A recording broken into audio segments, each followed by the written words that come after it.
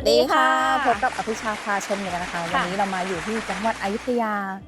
ใช่ค่ะท่าเรือนะคะอำเภอท่าเรือของเรามีหลายหลังนะหลายหลังเลยที่ปลูกแล้วเสร็จแล้วตอนนี้คือแนะนำหน่อยนึงให้ลูกค้าบอกแล้วแนะนำให้พี่ด้วยนะเพราะว่ามีถมดินเยอะเลยหลายหลังเลยหลังตรงฝั่งตรงข้ามมีการถมดินเยอะเลยก็เลยอยากจะให้ลูกค้าแนะนำต่อด้วยนะคะท่าเรือนะคะอำเภอท่าเรือจังหวัดอยุธยาค่ะจริงๆกำลังขึ้นของเราก็มีหลายหลังเหมือนกันนะคะใช่อยู่ไม่ห่างไกลจากตรงนี้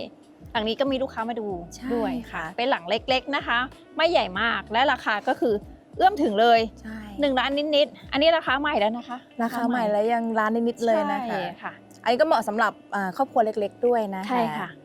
เดี๋ยวเรามาดูภายในบ้านกันเลยนะคะไปเลยค่ะอันนี้ก็จะเป็นบ้านยกพื้น70 เซนบันได3 ขั้นนะคะตรงนี้หัวสิงอันนี้ของเราทำให้ลูกค้าฟรีนะคะค่ะแล้วก็กระเบื้องเนี่ยที่บริษัทของเราก็มีตอนนี้เราไม่ได้คิดค่าใช้จ่ายลูกค้าแล้วเพราะบางทีตรงเนี้ยมันใช้แค่กล่อง2 กล่อง3 กล่องอะไรเงี้ยค่ะของเราก็เลยมีให้ลูกค้าทำให้ลูกค้าโดยที่ไม่เสียตังค์เลยนะคะใช่ค่ะแต่ถ้าลูกค้าอยากปรับเป็นเรื่องของหินทรายหรือจิ๊กซอว์เนี่ยก็อาจจะมีขึ้นมานิดหน่อยนะคะใช่ค่ะในส่วนของระเบียงนี่จะมีขนาดเท่าไหร่คะระเบียงความลึกนะคะอยู่ที่1.50 แล้วก็กว้างอยู่ที่3 เมตรค่ะอันนี้ก็ลูกค้าเลือกที่จะมีแค่ระเบียงตรงหน้าประตูอย่างเดียวนะคะไม่ได้มีออกไปทางโซนห้องนั่งเล่นด้วยนะคะหินจิ๊กซอว์นี่มีเศษส่วนต่างนิดนึงค่ะเพราะปกติของเราให้เป็นหินทรายนะคะแต่เราก็จะหักในส่วนที่เราให้อยู่แล้วด้วยนะคะแต่จริงๆเพิ่มทั้งหลังก็หมดไม่เท่าไหร่เองใช่แล้วก็มุกหน้าบ้านของเราก็ทำเป็นหยักอย่างนี้ให้แล้วด้านข้างลูกค้าจะทำตรงก็ได้หยักก็ได้นะคะสามารถแจ้งกับช่างหน้างานโฟร์แมนด้วยหรือไม่ก็เป็นโฟร์แมนหรือไม่ก็ช่างหน้างานได้ เพราะว่าในขั้นตอนงานก่อฉาบเนี่ยเราจะมีโฟร์แมนมาเคลียร์แบบอยู่แล้วเจ้าของบ้านก็สามารถแจ้งกับโฟร์แมนเราได้เลยนะคะใช่ค่ะหรือไม่ก็ลองปรึกษาดูก่อนก็ได้นะคะว่าทรงแบบไหนดีกว่ากันนะคะแล้วก็ประตูหน้าบ้านลูกค้าอย่างนี้เลยแนะนำนะคะอันนี้ก็คือเป็นประตูที่โปร่งนะคะไม่มีช่องแสงแต่เราคือทำจากข้างล่างขึ้นบนเลยอันเนี้ยค่าประตูจริงๆไม่มีส่วนต่างมีส่วนต่างแค่ตารางแค่นี้เองก็ไม่กี่บาทเนาะใช่นะที่เคลียร์กับลูกค้าน่าจะประมาณ8 ถึง 10,000ในเรื่องของอันนี้ที่น้องเมย์แจ้งมาราคาล่าสุดใช่ค่ะเป็นประตูหน้าบ้านใช่ค่ะในส่วนของประตูหน้าบ้านอันนี้เราต้องดูหน้างานอีกทีนึงด้วยนะคะในเรื่องส่วนต่างราคาใหญ่เล็กอะไรนี่ไม่เท่ากันนะคะความกว้างของขนาดประตูเข้ามาก็เจอกับห้องโถงนะคะในส่วนของห้องโถงนี้จะมีขนาดเท่าไหร่คะความกว้างอยู่ที่6 เมตรนะคะแล้วก็ลึกไปทางด้านนี้อยู่ที่4.50 เมตร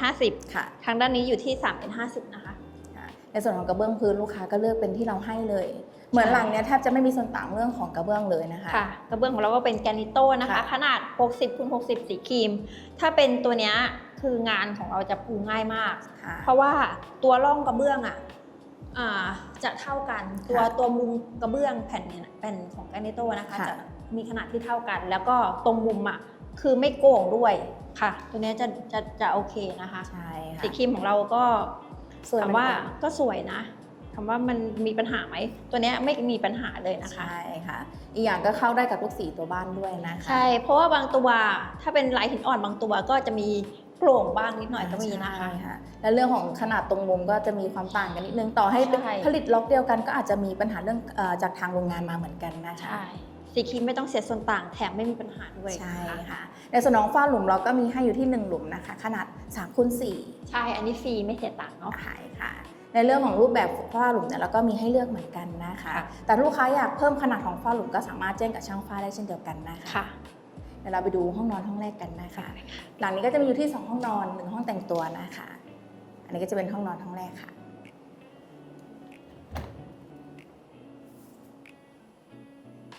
ในส่วนของห้องนอนห้องแรกนี่มีขนาดเท่าไหร่คะความกว้างนะคะจะอยู่ที่3 เมตรค่ะลึก3.50 เมตรอันนี้ก็มีเตียงให้เห็นเลยว่าขนาดห้องนอน3.50 เมตรคูณ3 เมตรเนี่ยเล็กไปหรือเปล่าไม่เล็กเลยนะคะเพราะว่ามีเตียงแล้วก็ยังมีพื้นที่ในการใช้สอยเหมือนเดิมนะคะใช่ค่ะในส่วนของหน้าต่างนี้ก็เป็นหน้าต่างที่เราให้เลยเป็นหน้าต่างบานเลื่อนนะคะในเรื่องของขนาดหน้าต่างนี่ก็เดี๋ยวพี่โฟร์แมนก็จะมาสอบถามอีกทีนึงนะคะว่าอยากจะขยายไปใหญ่เพิ่มไหมหรืออยากจะเปลี่ยนเป็นหน้าต่างบานกระทุ้งหรือเปล่านะคะเราดูห้องนอนห้องถัดไปนะคะอันนี้พี่ติ๊กกำลังเหมือนตรวจงานไปในตัวพี่กำลังงงว่าทำไมห้องนี้ถึงมีเสาตรงนี้อ๋อลูกค้ากระทุ้งเพิ่มไป50 เซนค่ะตรงนี้ไงเพราะว่าปกติเห็นปะเนี่ยในแบบไม่มีใช่ปะเพราะปกติเสาห้องโถงจะเท่านี้แค่นี้แล้วก็เป็นอย่างนี้ไปอันเนี้ยความกว้างของตัว ตัวห้องอ่ะก็จะอยู่ที่3 เมตร 50แล้วเพราะมีกระทุ้งเข้าไป50 เซน ก็จะเป็น3 เมตรคูณ3 เมตร 50คูณ3 เมตร 50ใช่เพราะพี่มองเอ๊ะมันมีเสาตรงนี้ได้ยังไงห้องน้ำก็ไม่ใช่เขาออกไปดูห้องโถงอ้าวอ๋อมันเป็นแบบนี้นี่เองนะคะก็เป็น3 เมตร 50นะคะคูณ3 เมตร 50ค่ะเรื่องของการกระทุ้งที่ลูกค้าสามารถสมมติว่าเรามีการปักหมุดไปแล้วลูกค้าอยากเพิ่มอย่างเงี้ยเหมือนห้องแคบเกินไปเวลาปักหมุดแล้วเหมือนห้องแคบเกินไปหรือช่างเข้าหน้างานแล้วพี่ขอขยายอีกสัก50 เซนอันเนี้ยก็คิดราคาตามพื้นที่ใช้สอยนะคะค่ะแต่ว่าถ้างานโครงสร้างเสร็จแล้วเนี่ยเราอาจจะขอปฏิเสธในการเพิ่มเติมนิดนึงแต่ไม่รู้ว่าคิดหรือเปล่านะคะต้องไปดูนะคะปิดงานกับเจ้าของบ้านไปแล้วด้วยได้ค่ะเดี๋ยวเราไปดูน่าจะหลุดไปแล้วห้องนอนนี้นะคะอันนี้จะเป็นห้องนอนห้องที่2นะคะห้องนอนนี้3 เมตรอันนี้3 เมตรโอเค3 เมตรแล้วก็ลึกไปอยู่ที่3 เมตร 50ค่ะก็จะเป็นห้องนอนที่2กว้างๆกันนะคะก็ยังว่างอยู่ค่ะในส่วนของหน้าต่างก็ลูกค้ามีการปรับเปลี่ยนโดยด้านหน้าคือเป็นหน้าต่างมันกระทุ้งขึ้นมานะคะก็เหมือนเราให้ลูกค้าฟรี1 ช่องอีก1 ช่องเจ้าของบ้านเซ็ตส่วนต่าง 3,500 ค่ะไม่แพงนะคะแต่ว่าราคานี้เราก็จะแจ้งตอนหน้างานอีกทีหนึ่งนะคะต่อไปก็จะเป็นห้องแต่งตัวนะคะก็เหมือนห้องนอนเนาะแต่ว่ามีขนาดที่เล็กกว่าห้องนี้ก็จะอยู่ที่2 เมตร 50ลึก3 เมตรนะคะใช่ค่ะถ้าทำเป็นห้องนอนเล็กๆก็ได้เหมือนกันนะคะอันนี้ขึ้นอยู่กับลูกค้าแต่ว่าในแบบเนี่ยลูกค้าทำเป็นห้องแต่งตัวขึ้นมานะคะค่ะแต่ก็กว้างนะเป็นห้องนอนลูกอะไรเงี้ยได้เลยแต่เราไปดูในส่วนของห้องครัวกันนะคะห้องครัวก็จะอยู่โซนข้างหลังนะคะอันนี้ลูกค้าเลือกเป็นบานสวิงนะคะบานสวิงก็มีส่วนต่างเพิ่มนิดหน่อยเพราะว่าตัวบานสวิงอ่ะมันจะมีโชคอยู่ด้านข้างนะคะราคาก็อาจจะสูงขึ้นมานิดนึงนะคะแต่ก็ไม่แพงใช่ค่ะ6-7,000ประมาณนี้นะคะเพราะว่าถึงเวลาเดี๋ยวพี่ติ๊กอาจจะมีลดให้อยู่แล้วนะคะในส่วนของห้องครัวนี่จะมีขนาดเท่าไหร่คะห้องครัวก็อยู่ที่2 เมตร 50นะคะแล้วก็ลึกมาทางด้านนี้อยู่ที่4 เมตร 20 4 เมตร 20ใช่ค่ะเพราะว่ามีในส่วนของห้องน้ำขึ้นมาด้วยนะคะตัวเคาน์เตอร์เองเราก็มีให้นะคะเป็นรูปตัว L แบบนี้เลยส่วนเรื่องของกระเบื้องลายนี้ไม่แน่ใจว่าน้องบีคิดหรือเปล่าหรืออาจจะเก็บจากโกดังของเรามานะคะเพราะว่าอย่างตัวเคาน์เตอร์เองเนี่ยเราใช้กระเบื้องไม่ได้เยอะมากด้วยใช่ค่ะเราก็จะให้ลูกค้าอยู่แล้วเพราะว่าตัวนี้เห็นลายหินอ่อนน้องเก็บมาจากหน้างานอื่นนะ10 กล่องเลยค่ะก็น่าจะไม่ได้คิดกับลูกค้านะคะเพราะว่าอย่างตัวเคาน์เตอร์อย่างที่บอกเลยอย่างตัวเคาน์เตอร์อย่างตัวหัวสิ่งเนี่ยเราใช้ไม่เยอะแล้วก็สามารถให้ลูกค้าได้นะคะเดี๋ยวนี้ลูกค้าหลังๆใหม่เนี่ยก็จะจีบน้องว่ามีกระเบื้องไหมอะไรเงี้ยน้องก็ได้ครับพี่เดี๋ยวจัดการให้ค่ะอะไรเงี้ยค่ะอย่างผนังเองเราก็มีปูกระเบื้องให้นะคะตามตัวเคาน์เตอร์เลยปูกระเบื้องถึงฝ้าเลยนะคะเดี๋ยวเราดูห้องน้ำกันนะคะอันนี้จะเป็นห้องน้ำที่อยู่โซนห้องครัวนะคะหลังนี้จะมีอยู่ที่1 ห้องน้ำใช่ก่อนจะเข้าห้องน้ำก็จะมีตู้ไฟนะคะของเซฟตี้คัทนะคะตัดก่อนตายเตือนก่อนไว้วอดสโลแกนของเขาก็จะมีช่องนะคะทั้งหมด12 ช่องจะแยกเลยนะคะว่าแสงสว่างปลั๊กอะไรเนี่ยค่ะแล้วก็แอร์นะคะครัวแล้วก็เครื่องทำน้ำอุ่นนะคะจะแยกเป็นบล็อกไว้เลยนะคะ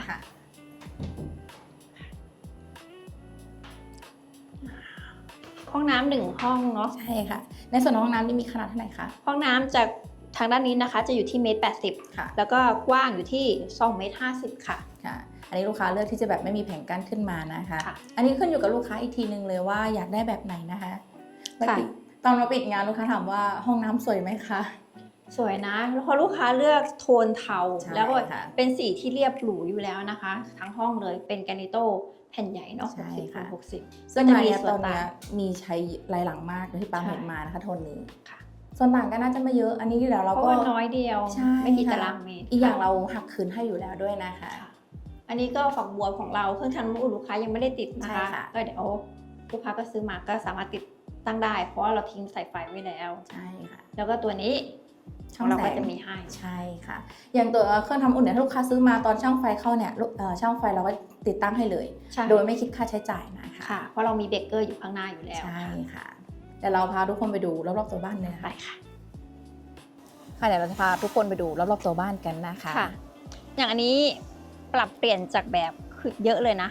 เพราะว่าตัวหน้าบ้านคือข้างล่างเป็นไม้ฝาข้างล่างทั้ง2 อันเลยแต่ลูกค้าเปลี่ยนเป็นบานกระทุ้งแล้วก็ ตกแต่งด้วยหินจิ๊กซอว์ตัวนี้นะคะ ใช่ค่ะ ก็จะทำให้บ้านดูเด่นขึ้นนะคะหน้างานจริงคือแบบสวย สวย มาก มาก เด่น เพราะว่าจิ๊กซอว์เนี่ยเป็นโทนเข้มทำให้ ค่ะ บ้านแบบดูเข้มดูสวยแล้วก็เด่นไปเลยนะคะ อย่างหน้าบ้านถ้าเปลี่ยนเป็นบานกระทุ้งเนี่ยส่วนใหญ่เราจะตกแต่งให้ประมาณนี้เลยนะคะ ค่ะ ตัวบ้านเราจะไม่เทติดนะคะ อันนี้ก็จะมีโฟมนะคะ ใช่ มี ค่ะ จอยรอบบ้านเลย แล้วก็เราจะตัดก้านจอยตรงมุมอีกนะคะ เพื่อช่วยลดการแตกร้าวของพื้นได้ ใช่ นะคะ ค่ะ แล้วเราก็มีการเสริมเหล็กในส่วนของมุมบ้านให้ด้วยนะคะ ใช่ค่ะ ล่าสุดปาไปเก็บงวดแทนพี่ติ๊กที่กาญจนบุรีมาลูกค้าชมด้วยว่าที่คุณติ๊กแก้ไขปัญหาตรงเนี้ยคือดีมากสุดยอดมากลูกค้าชมมาเลยนะคะ ใช่ เพราะเราทำงานมา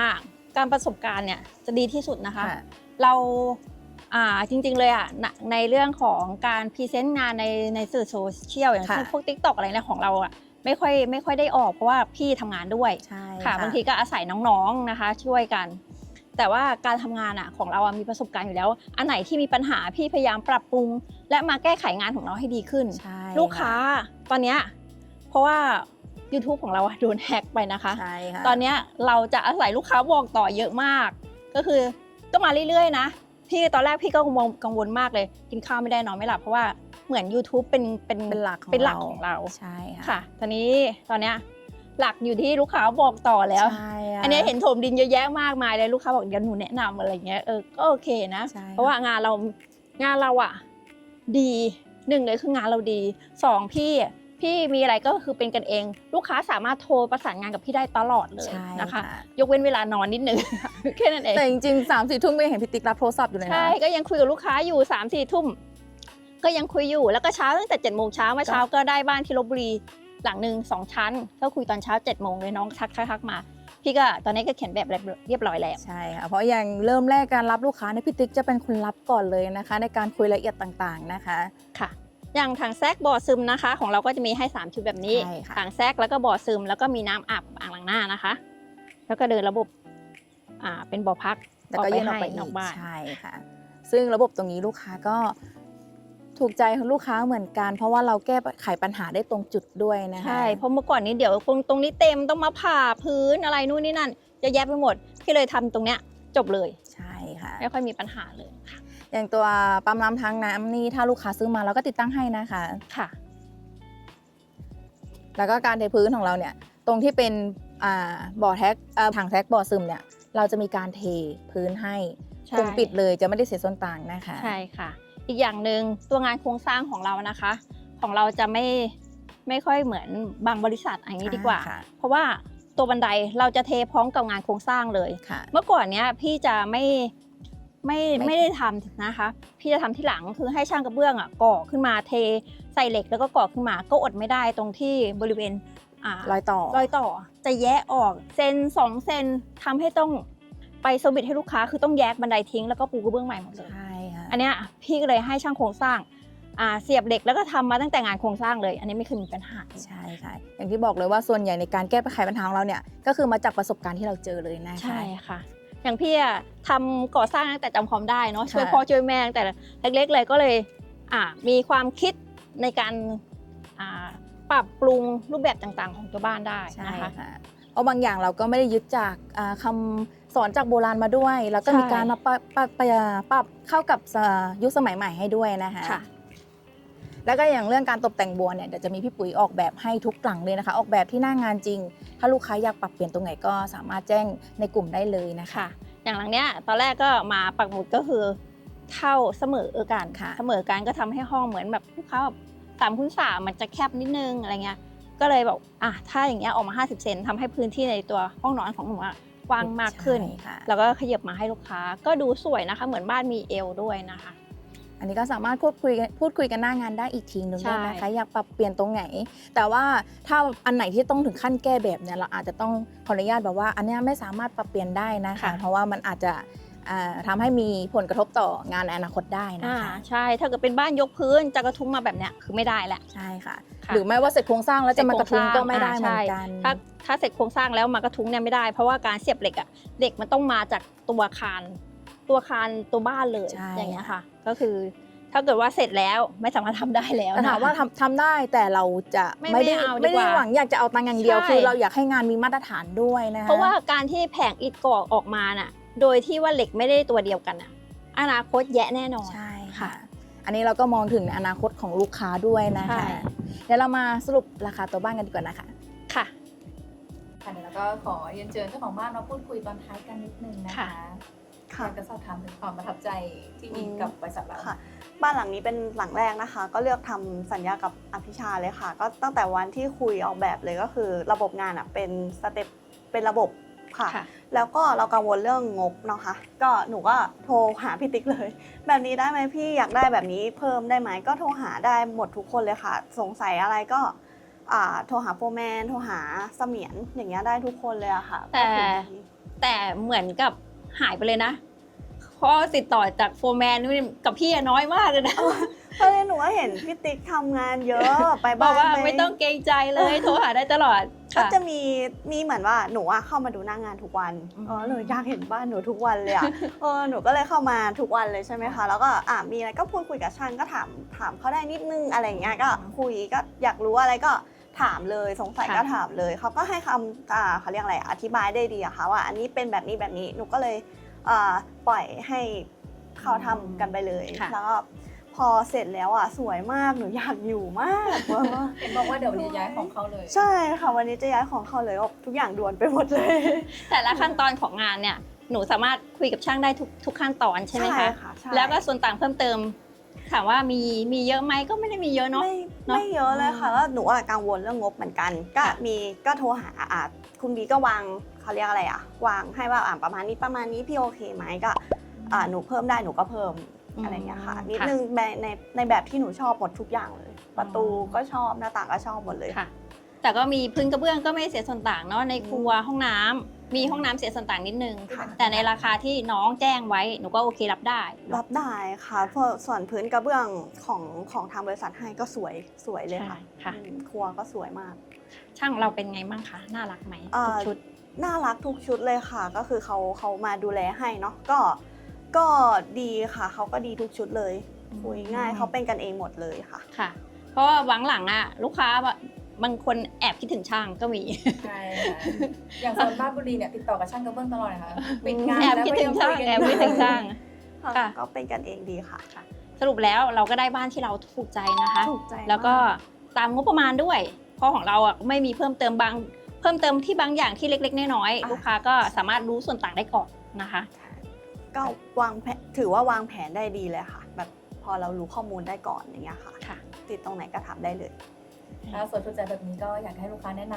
ำบริเวณแถวนี้ด้วย มีแนะนำไหมคะ ได้เดี๋ยวบอกต่อให้เลยค่ะ ค่ะ ยินดีค่ะ เพราะว่าอนาคตดูท่าแล้วตรงข้ามน่าจะมีมาสร้างหลายหลังอยู่ ใช่ นะคะ หลายหลังค่ะ ค่ะถมดินกันหมดแล้วอะเห็นถมดินกันหมดแล้ว โอ้บ้านหลังนี้ขึ้นสวยเขาก็อยากมากันตรงเนี้ย ค่ะ เพราะจริงๆขับรถมาทางด้านหลังแล้วก็เห็นบ้านเลยด้วย ใช่ เด่น ค่ะ เด่นมาก แต่ลูกค้าก็แอบเสียดายอยากได้บ้านชั้น อยากได้บ้าน แต่ว่างบไม่ถึงนะคะ ใช่ ถ้าหนูปลูกได้อีกหนูจะปลูกชั้นครึ่งสวย และติดต่อใครคะ อภิชา เรา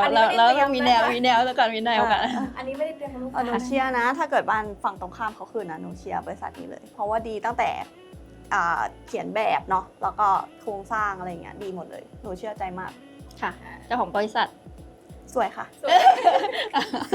เอาไปกันเอง สวยและใจดีด้วยค่ะ โอเค งั้นเดี๋ยวเราก็มาสรุปราคากันนะคะ ตัวบ้านหลังนี้นะคะ กว้างอยู่ที่ 9 เมตรนะคะ ลึก 9 เมตร 50 นะคะ พื้นที่ใช้สอยจะอยู่ที่ 72 ตารางเมตร หลังไม่ใหญ่มาก แต่ก็อบอุ่นนะคะ หลังนี้อบอุ่นจริงๆ การเลือกสีด้วยโทนสีด้วย แล้วก็หินจิ๊กซอว์ที่เข้ากับตัวบ้านนะคะ ใช่ค่ะ พื้นที่ใช้สอยนะคะอยู่ที่ 72 ตารางเมตร ตอนนี้ราคาณปัจจุบันขยับขึ้นมานิดนึงค่ะ ตารางเมตรละ 16,000 บาท ราคารวมจะอยู่ที่ 1,152,000 บาทนะคะ ก็ครบจบเล พร้อย มอยู่ ค่ะ แต่ว่าราคาที่เราปรับขึ้นเนี่ยเราก็มีสเต็ปงานเพิ่มขึ้นให้ด้วยนะ ใช่ค่ะ ไม่ใช่ว่าเราเพิ่มแต่ราคาอย่างเดียว แต่ตอนนี้เราก็ต้องขอเพิ่มด้วย เพราะว่าเรื่องของค่าน้ำมันทำให้ค่าของตอนนี้ขึ้นสูงทุกอย่างเลยนะคะ ไม่อยากปรับเลย พยายามปรับก็พยายามขึ้นมานิดๆๆๆแค่นั้นเองนะคะ ค่ะ ไม่อยากปรับขึ้นมาก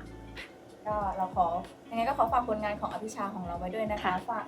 ากช่องอภิชาพาชมของเราไว้ด้วยนะคะฝากกดไลค์กดแชร์กด Subscribe ให้กับช่องของเราด้วยนะคะแล้วก็